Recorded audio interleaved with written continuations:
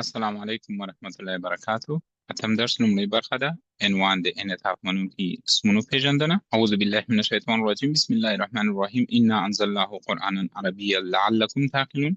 سورة یوسف 2 نمبر آیات ده. ترجمه یې داسې بېشکه موږ قرآن په عربي ژبه نازل کړ چې تاسې پوه شئ او عقل وکاروئ. موږ له قرآن څخه څه وخت خوند اخلو؟ نو کله چې عربي ژبه زده کوو. ولې عربي ژبه زده کوو؟ چې د قرآن ژبه ده، ان شاء الله په خپله ژبه زده کوو. نننۍ موخې مو څه دي؟ انعطاف منونکي اسمونه په 3 ډوله دي: بشپړ انعطاف منونکي اسمونه، نیمایي انعطاف منونکي اسمونه، غیر انعطاف منونکي اسمونه. مخکې له دې چې د بشپړ انعطاف منونکي اسمونه پیژندنه وکړو، نو راځئ انعطاف منونکي اسمونه څه ته وایي. هغه نومونه دي چې شمېر، حالت یا جنس له مخې خپل شکل او بڼه بدلولی شي. نو بشپړ انعطاف منونکي اسمونه څه ته وایي؟ ډېر اسمونه په بشپړ ډول انعطاف منونکي دي. کولی شي درانه او سپک وي، لکه په تیرو درسونو کې چې ما ویل.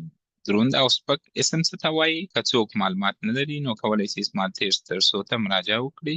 ما په دې هکله مفصل معلومات ورکړي. دریم، ټول حالتونه ښودلی شي رفع، نصب، جر مسلم جدول څخه. دلته راځم د بشپړ انعطاف منونکي اسمونه مسلم جدول کې. دلته وګورئ، حالت یې چې د رفع ده. که چیرې کوونکی رفع څه ته وایي؟ فاعل ته وایي. کوونکی د یو کار ته وایي. که یوه ښځه یې څنګه ورته راځي؟ مسلمتون.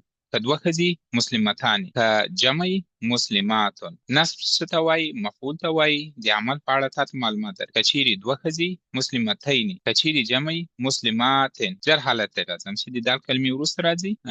که چیرې یوه ښځه مسلمتین، که چیرې دوه ښځې مثنا ورته مسلمتین، که چیرې جمع مسلماتن. په تېرو درسو کې ما معلومات ورکړي چې نصب او جر یو حالت لري. دلته ویني مسلماتن، مسلماتن. دا وروسته بیا موږ مشخصولی شو. مسلم جدول مذکر اسمونو ته راځم. ګورئ، رفع څه ته وایي؟ کوونکي د کار ته وایي، یعنې فاعل. په مفرد حالت کې وګورئ، مسلمون. که چیرې دوه مسلمانان کوونکي د یو کار، مسلمانې. که چیرې جمع مسلمونه. وینئ خپل حالت بدل کړ په مثنا کې او په جمع کې. نصب څه ته وایي؟ مفعول ته وایي. د عمل په اړه معلومات درکوي. دلته وګورئ بڼه یې څنګه ده. مسلمن، که چیرې دوه مسلمانان وي مسلمین، که چیرې جمع وي مسلمین. جر حالت ته راځو، مسلمین. که چیرې دوه مسلمانان وي مسلمین، که چیرې جمع وي مسلمین. دلته وینئ چې خپل حالت شمېرې بڼه یې بدله کړه. که چیرې یو یې په کوم حالت کې ده، که چیرې دوه یې په کوم حالت کې ده، که چیرې درې یې په کومه بڼه کې خپل بڼه بدلولی شي. که څوک درته وایي د بشپړ انعطاف منونکي اسمونه کوم دي، څه که چیرې د مسلم جدول دی په یاد وي، ته کولی شې چې دا ورته وایي چې رفع حالت کې غږ لرونکي اسمونه دي، د پای غږ لري او د پای تورو ترکیب لري. د بشپړ انعطاف منونکي اسمونه کولی شي چې سپک حالت ولري، لکه په تېرو درسو کې چې موږ د مؤنث اسمونو سپک ډول، د مذکر اسمونو سپک ډول وویل. حالت یې وګورئ، رفع څه ته وایي؟ فاعل ته وایي چې د کوونکي د کار ده. مسلمتو مفرد کې ده. که مثنا یا دوه وي مسلمتا، که جمع وي مسلماتو. نصب څه ته وایي؟ مفعول ته وایي چې د عمل په اړه معلومات درکوي. مفرد کې څنګه ده؟ مسلمته، مثنا یعنې دوه، مسلمتی، جمع مسلماتې. جر که مفرد وي مسلمتي، که مثنا وي یعنې دوه وي شمېرې مسلمتی، که جمع وي مسلمات. د مذکر اسمونو سپک ډول، یعنې دغه بشپړ انعطاف منونکي اسمونه کولی شي چې سپک ډول هم ولري.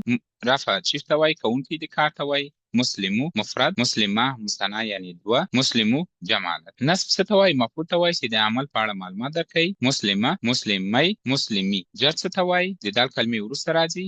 مفرد کې مسلمي، مثنا یعنې دوه، مسلمی، جمع حالت کې څنګه ده؟ مسلمي. یادونې، زموږ درس د قرآن کریم آیاتونو ګرامري تحلیل دی. هر ورځ به له 5 تر 10 دقیقو پورې وي. منبع به قرآن کریم وي. وړاندیز خپلې ټولې یادونې پوښتنې په کومنټ کې راته ولیکئ. د نننۍ درس لنډیز: انعطاف منونکي اسمونه په 3 ډوله دي: بشپړ انعطاف منونکي اسمونه، نیمایي انعطاف منونکي اسمونه، غیر انعطاف منونکي اسمونه. چې نن موږ بشپړ انعطاف منونکي اسمونه وویل، موږ معلومات ترلاسه کړ چې بشپړ انعطاف منونکي اسمونه څه ته وایي، نیمایي انعطاف منونکي اسمونه او غیر انعطاف منونکي اسمونه به انشاءالله په راتلونکي درسونو کې وایو. نننۍ درس همدلته پای ته ورسېد. په دعاو کې مې مه هېروئ. تاسو ته ښه وخت. خدای پامان.